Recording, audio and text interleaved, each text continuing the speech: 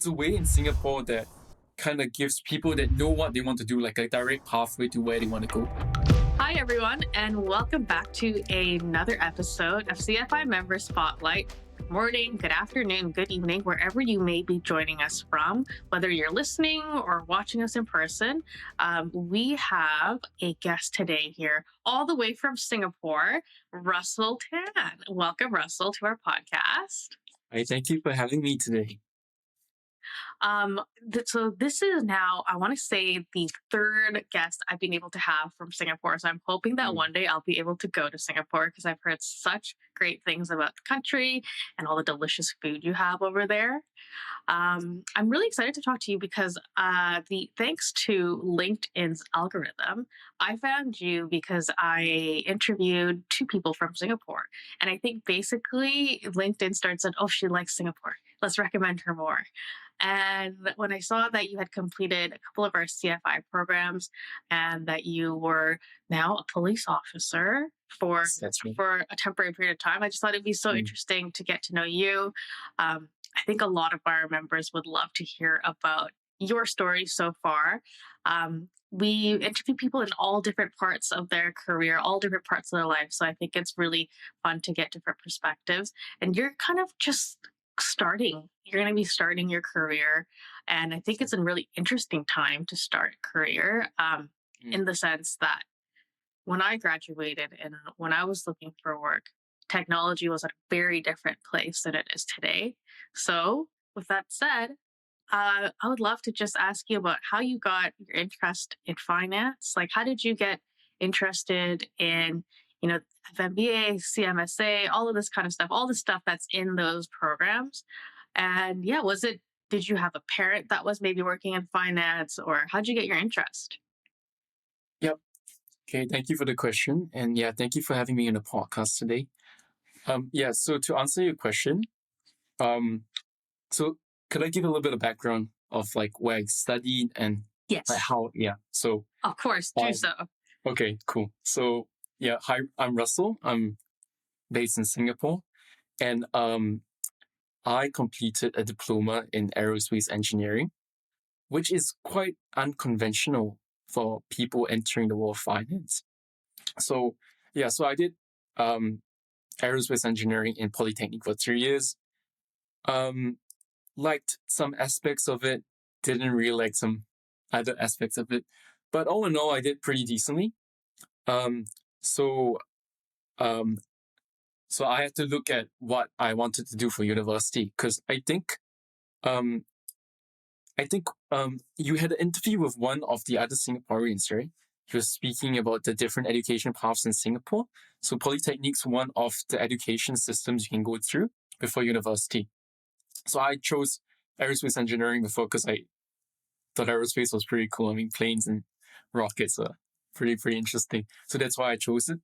But back then, I was only 16 and I didn't really think through carefully what I wanted to do as a career. So I just chose the first thing that sounded interesting to me. And I was pretty good at math and science.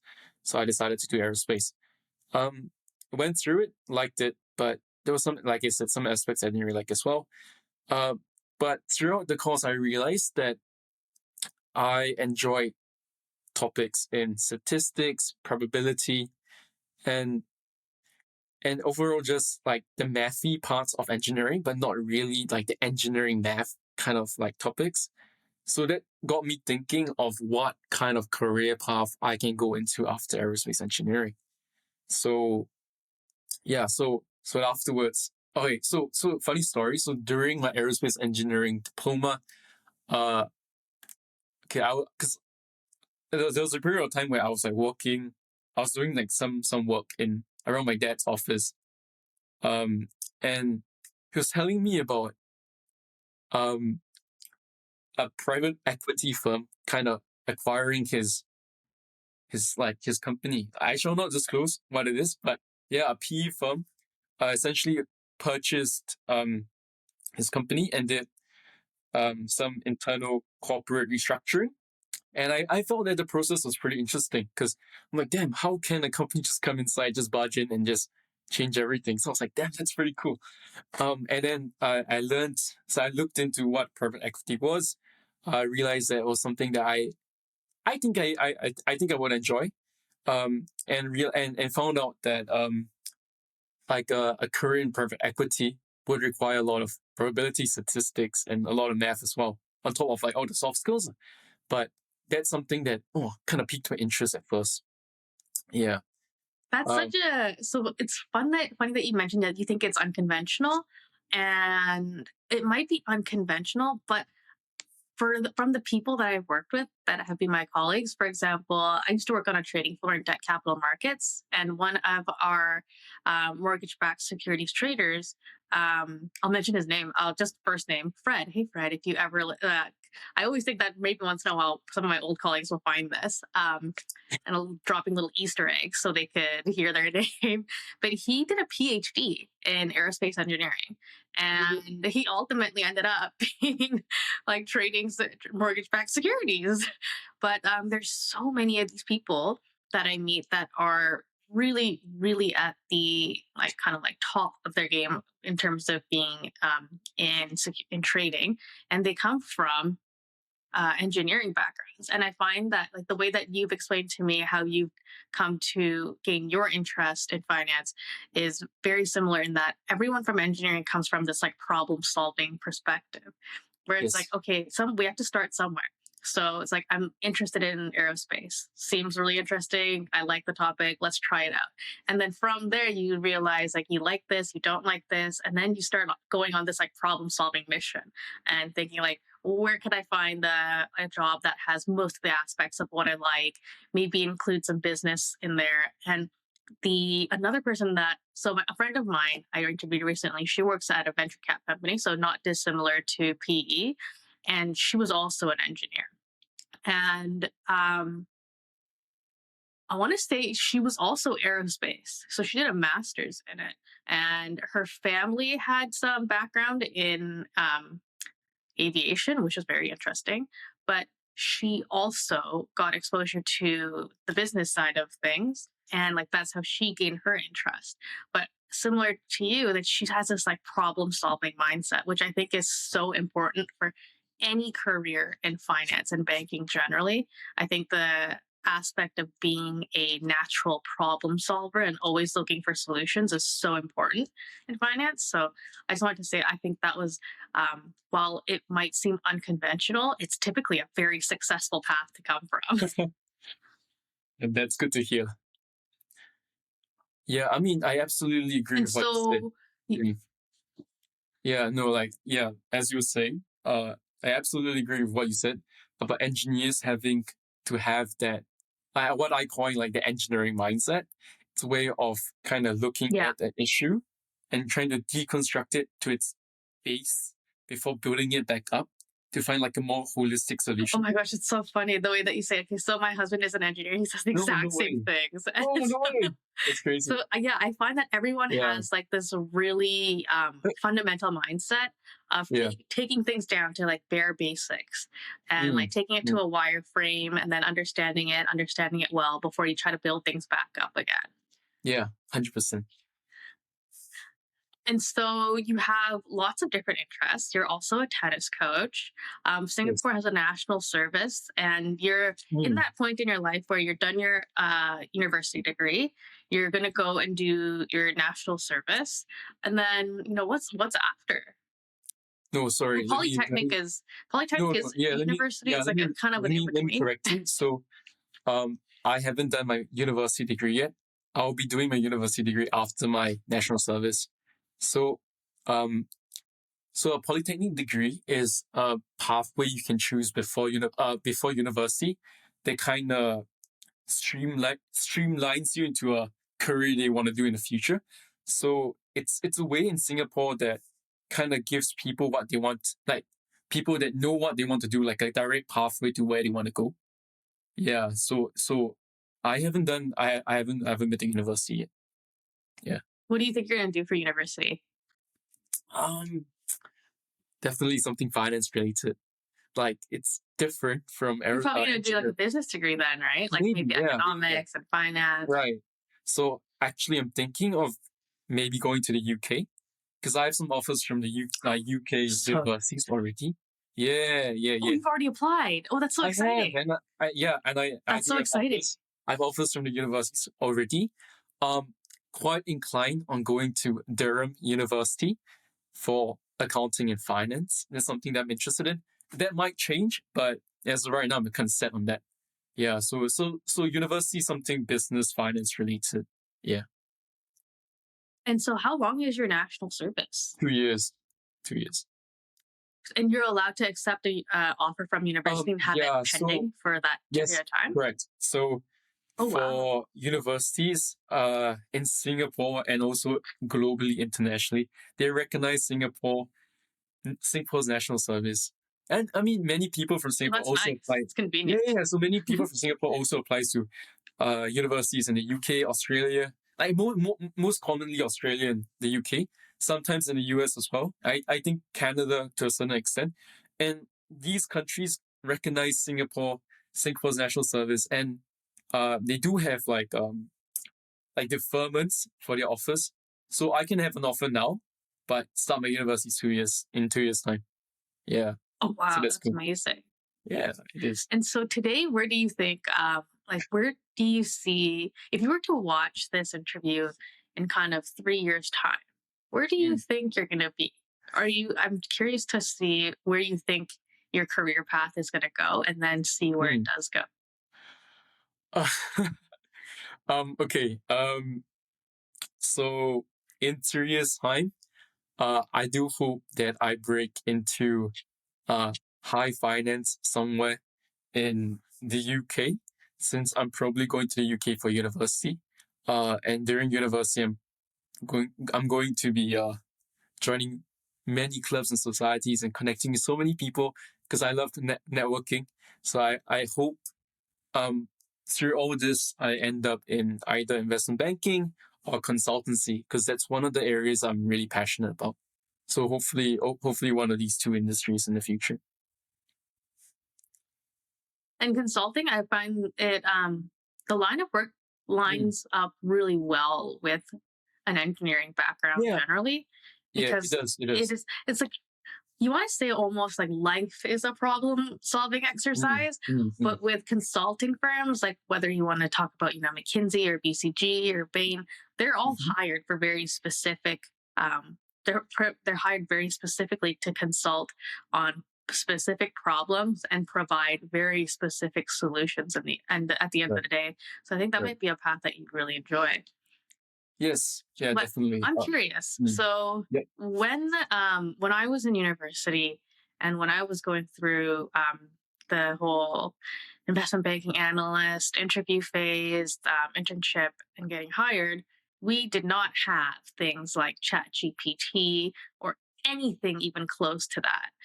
Have you been able to make use of it during your polytechnic? And do you find that the interview process is a bit different? Oh, actually, no, you haven't gone through the interview oh yeah, process yet. But have you been able to use some of that technology in your polytechnic? Are you familiar with it? Comfortable? yeah. Great question. So when I did my polytechnic, it was still slightly before the introduction of ChatGPT and AI. So throughout the span of my polytechnic degree, I wasn't able to use AI that much because it wasn't that mainstream yet. But definitely in university, I'll utilize it even more. Lah. Um, however, I would say even if I had access to AI during polytechnic time, I'm not sure how much I can use of it because engineering degrees, engineering diplomas, my engineering diploma had a lot of hands-on to like the coursework.